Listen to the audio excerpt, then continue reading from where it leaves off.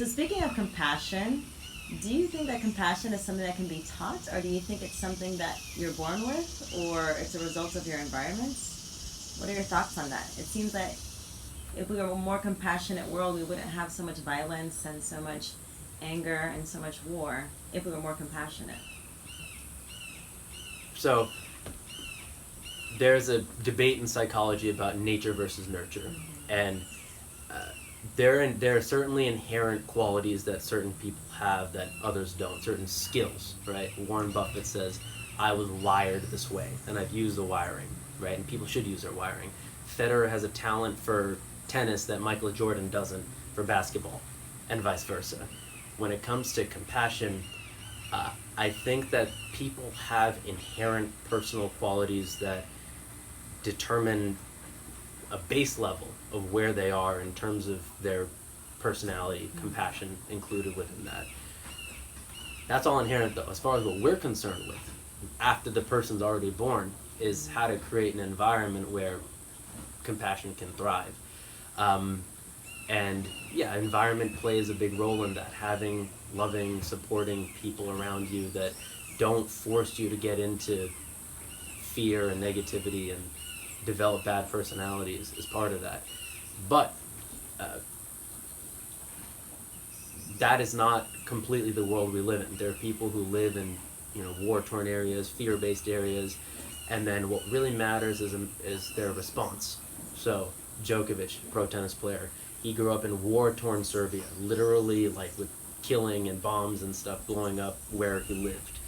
And he developed an intense and immense grit to work and succeed.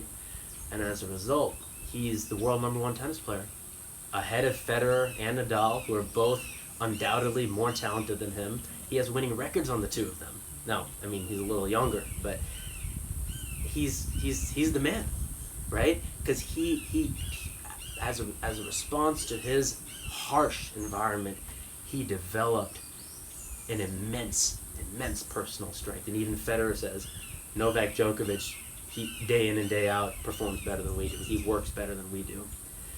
So now how does that relate with compassion?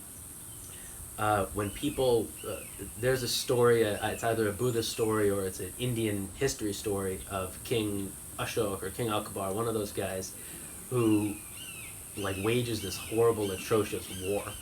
And then upon seeing all of the dead people on the battlefield, he is shocked to his core. And at that point, he becomes compassionate. So negative circumstances can actually breed compassion in a roundabout way by taking situations to a point that's so bad that they're forced to check themselves and abandon whatever negativities are within them. They're forced to do the hard work that regular people aren't forced to do in regular, nice circumstances. So there's always a benefit in adversity. There's always a benefit in fearful, negative situations. And there is also a benefit in deeply negative personal traits. It doesn't seem so. In the same way you never walk into a war zone, you wouldn't consciously develop a negative personality. But when you do, and when you realize it for what it is, and when it gets worse and worse, you are then given if you have the awareness, you can change it more than someone who has a lake behind them and is just living nicely.